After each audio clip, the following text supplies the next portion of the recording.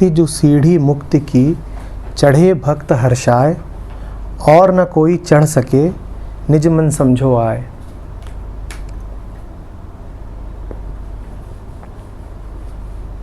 नहीं, और कोई तरीका नहीं है।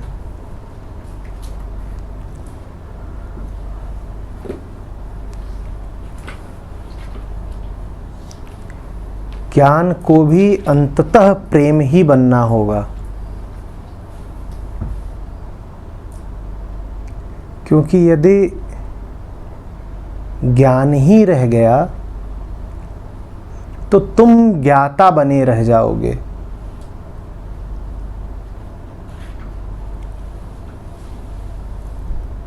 बड़ा अहंकार होता है ज्ञाता का। फिर परम तुम्हारे लिए एक जीती जागती वास्तविकता नहीं रहेगी,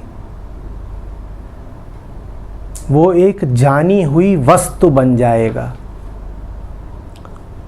ज्ञान बन जाएगा। हमें परम ज्ञात है, हम हैं और सत्य है, और हम सत्य को जानने वाले हैं। पूरा पूरा अहंकार, हम हैं और सत्य है। पहले तो यहीं पर दो हैं, एक नहीं दो हैं। हम हैं और सत्य है, और हम सत्य को ना, सत्य से एक रूप नहीं हुए हैं। हम सत्य को जी नहीं रहे हैं, हम सत्य को जान रहे हैं, जी नहीं रहे हैं, जान रहे हैं। जानना है या जीना है? जानना है या जीना है? जीना है।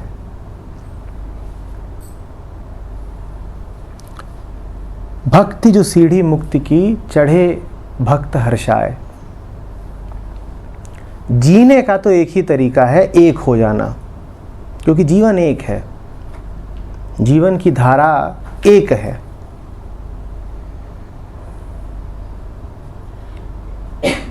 और वही प्रेम का मार्ग है, वही भक्ति की सीढ़ी है।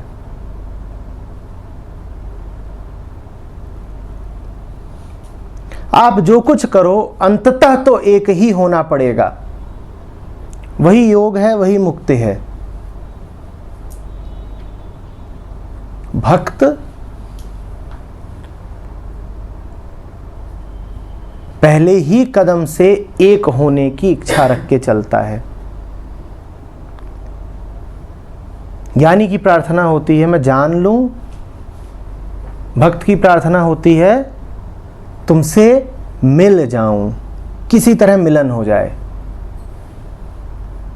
ज्ञानी की प्रार्थना को अंततः बदलना होगा, क्योंकि उसकी प्रार्थना यदि पूरी भी हो गई तो भी वो अटका ही रहेगा। भक्त की प्रार्थना बिल्कुल दुरुस्त है शुरू से ही। क्या कह रहा है वो? मिल जाओ, तुम्हें पालूं। वो पहले ही क्षण से योग के लिए ही उत्सुक है। ज्ञानी रोता है कि मूढ़ हूं, और भक्त रोता है कि विरह है।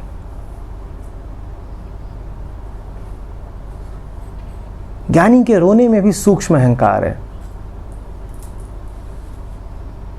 और भक्त यदि रो रहा है तो ये नहीं रो रहा है कि मुझे कुछ और मिल जाए, वो कह रहा तुम नहीं मिले हो, तुम श्रेष्ठ हो, तुम पाने योग्य हो, तुम नहीं मिले हो।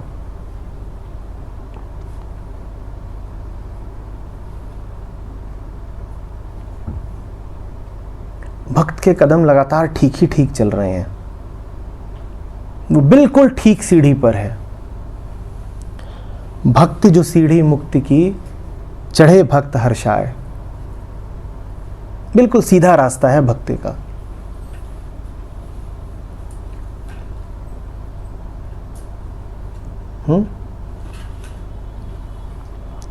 और न कोई चढ़ सके, निज मन समझो आए। बात में पेच है, अब देखिएगा। और न कोई चढ़ सके निज मन समझो आए। जो समझदार होगा वही ये जान पाएगा कि भक्ति के अलावा और कोई रास्ता नहीं है।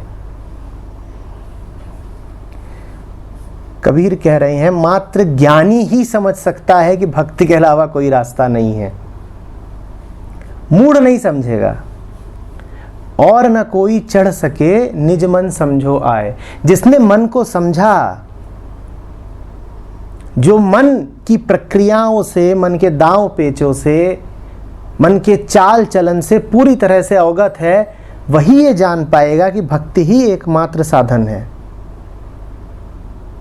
एक दृष्टांत है, श्रीमद् भागवत महापुराण के प्रथम स्कंद की पहली कथा है। इसी के बारे में है कि यमुना नदी के तट पर एक औरत जो है, एक युवा औरत है जो 2 वृद्धों की सेवा कर रही है। तो एक ऋषि पहुंचते हैं तो उससे उसका परिचय पूछते हैं।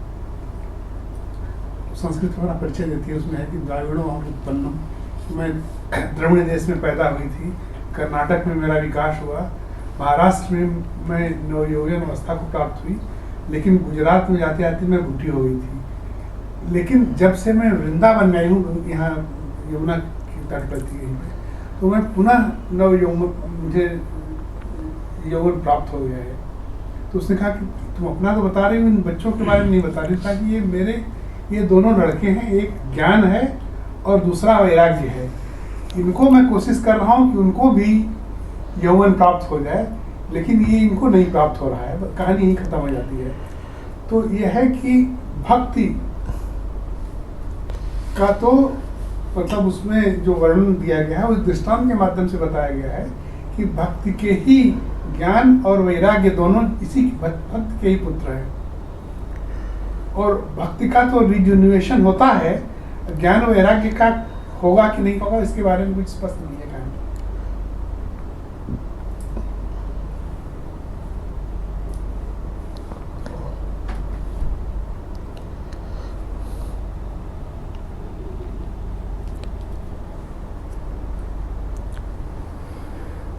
तो सबसे गहरी भक्ति उसी की होगी जिसने पहले खूब समझा है। भक्ति मूढ़ों के लिए नहीं है। भक्ति ऐसे नहीं है कि आप हाथ जोड़ लेंगे और आरती गाना शुरू कर देंगे तो आप भक्त हो गए। जिसने पहले बड़े वैज्ञानिक तरीके से बड़ा शांत होकर के मन को देखा है, बिल्कुल परिचित है वो मन की एक एक हरकत से, सिर्फ वही अंततः भक्ति में उतर पाएगा। जो पूरे तरीके से द्वैत की एक एक चाल को समझता है,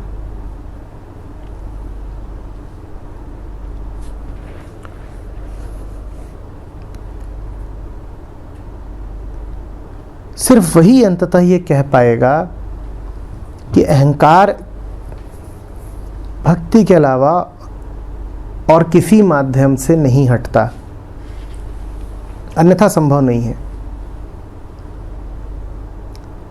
दो तरफा काम कर रहे हैं कबीर। एक तरफ तो स्पष्ट कर रहे हैं कि मुक्ति की सीढ़ी भक्ति है, दूसरी तरफ ये भी आपको बता रहे हैं कि भक्ति ऐसे नहीं होती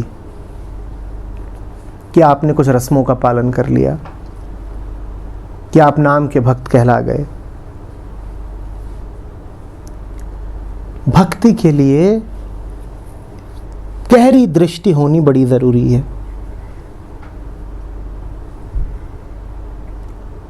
मात्र गहरा ज्ञान ही प्रेम में परिणत हो सकता है,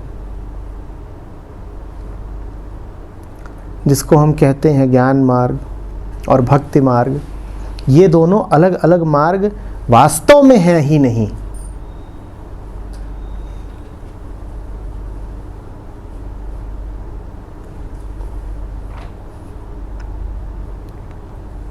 भक्ति से पहले भक्ति के आधार के रूप में ज्ञान का होना बड़ा आवश्यक है।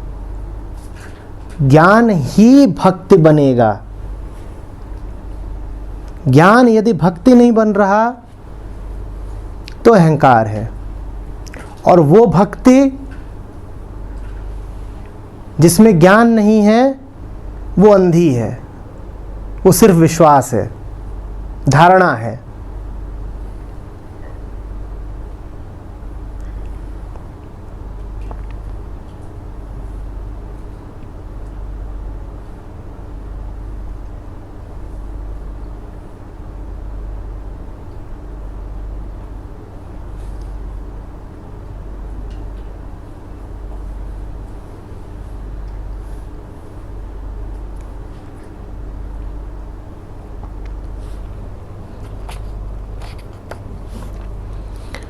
भक्ति भेष बहु अंतरा,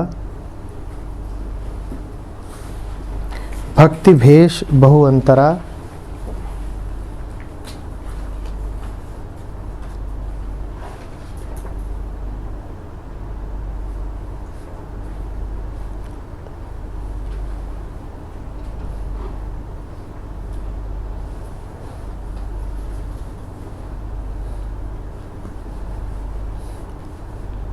जैसे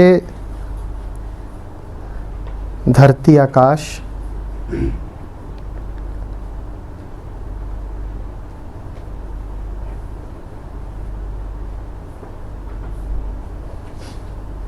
भक्ति भेष बहु अंतरा, जैसे धरती आकाश,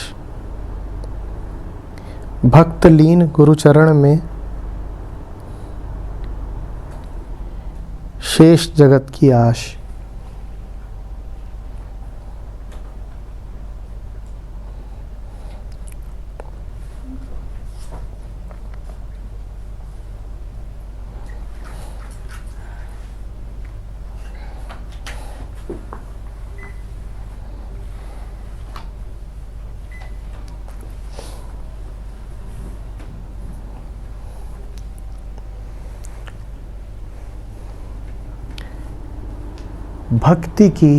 भक्त की कोई छवि न बनाई जाए।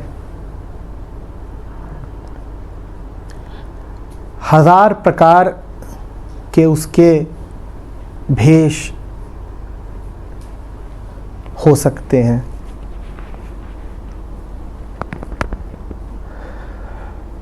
कैसा भी दिखाई पड़ सकता है। मान के मत बैठिएगा कि कोई ऐसा चले, इस प्रकार का आचरण करे, ऐसा उठे, ऐसा बैठे, ऐसा खाए, ऐसा पिए, ऐसी बातें करे, सो ही भक्त है। ना भाषा पे जाइएगा, ना भेष पे जाइएगा।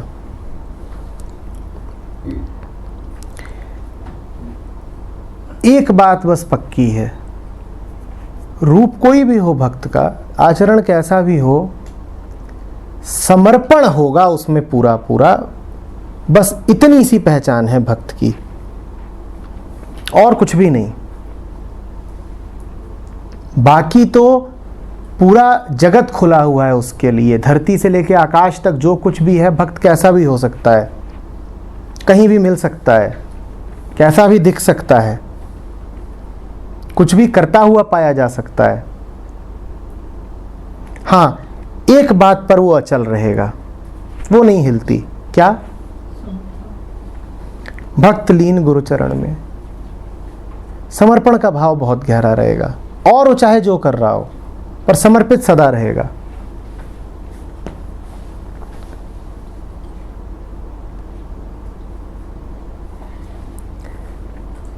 दूसरी तरफ यदि आपने खूब भेष धर लिया है भक्तों जैसा, खूब आप प्रचलित आचरण कर रहे हैं, खूब आप तीज त्योहार मनाते हैं, खूब आप भजन और कीर्तन गाते हैं, लेकिन समर्पण नहीं है। गुरु चरण तो छोड़िए, गुरु से कोई नाता ही नहीं है, तो कहीं के भक्त नहीं आप।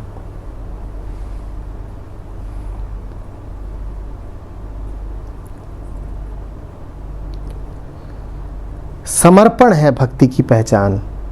न भेष, न भाषा, न आचरण। न भेष, न भाषा, न आचरण। भक्ति की पहचान है मात्र समर्पण।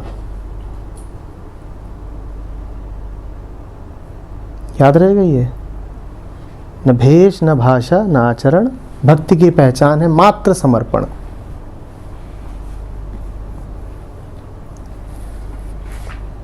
और उससे भेष अपने आप उपयुक्त हो जाता है, आचरण अपने आप उचित हो जाता है, आपको कुछ परवाह करनी नहीं होती।